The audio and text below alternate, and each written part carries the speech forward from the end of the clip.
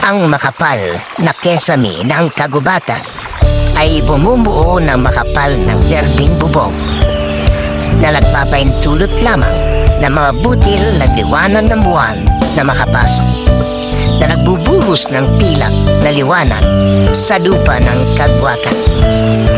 Ang hangin ay punong-puno ng amoy, namumulaklak na mga bulaklak sa gabi at ang amoy ng basang lupa ng kagubatan na lumilikha ng matamis at mabangong pabango na mahalo sa malamig na hangin ng gabi. Isang banayad na simoy ng hangin ang nagpapakilos ng mga dahon na nagbibigay ng malambing, bulong-bulong na himig sa gabi, nagdaragdag sa tahimik at kalmadong atmosfera. Isang maliit na maluwag na lugar na sinasabuyan ng liwanag ng buwan ang nagbukas sa puso ng kagubatan. Ang lupa ay natatakpan ng malambot na lumot, puno ng maliliit na puting bulaklak, tila kumikislap na liwanag ng buwan. Sa gilid ng maluwang na lugar ay nakatayo ang isang matandang puno na may baluktot na sanga na parang protektibong bisig. Ang malaking katawan at baluktot na mga sanga nito ay nagbibigay ng impresyon ng walang hanggang karunungan at lakas. Mataas sa mga sanga ng matandang puno, tahimik na nakaupo si Tito ang Tarsier. Ang malalaki niyang bilog na mata ay kumikislap ng kuryosidad. Sumailalim sa liwanag ng buwan, ang kanyang malambot na kaymanging balahibo ay halos magkahugis sa balat ng puno. At ang kanyang mahabang daliri ay mahigpit na nakakapit sa sanga.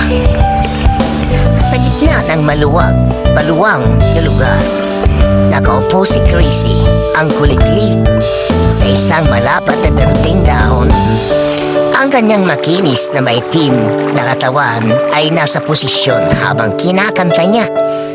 Ang kanyang gabi-gabing awit, ang sabi niya ay cricket, cricket, cricket, cricket. Ang kanyang mga pakpak ay lumilikha ng banayad at nakakaliw na melodiya na umaaligaw-ngaw sa kagubatan. Ang mga alitap-tap ay nagsimulang maglaho sa maluwang na lugar. Ang kanilang maliliit na katawan ay kumikislap na parang maliliit na paron. Sila ay kumikislap kasabay ng ritmo ni Chrissy na nagbibigay ng mahiwagang liwanag sa tanawin. Isang pamilya ng usa ang nakatayo sa gilid ng maluwag na lugar. Ang kanilang mga mata ay malaki sa kuryosidad. Isang guwago ang nakaupo sa isang kalapit na sanga. Ang ulo nito ay nakatagilid sa interes habang ito ay tumahol ng mahina. Nagdaragdag ng tinig nito ng simponya. Ang buong kagubatan ay tila nabubuhay bilang tugon sa musika ni Chrissy. Ang banayad na simoy, ang kaluskos ng dahon, ang kumikislap na mga alitap-tap, at ang magkakatugmang presensya ng mga hayop ay lumikha ng payapa at mahiwagang atmosfera.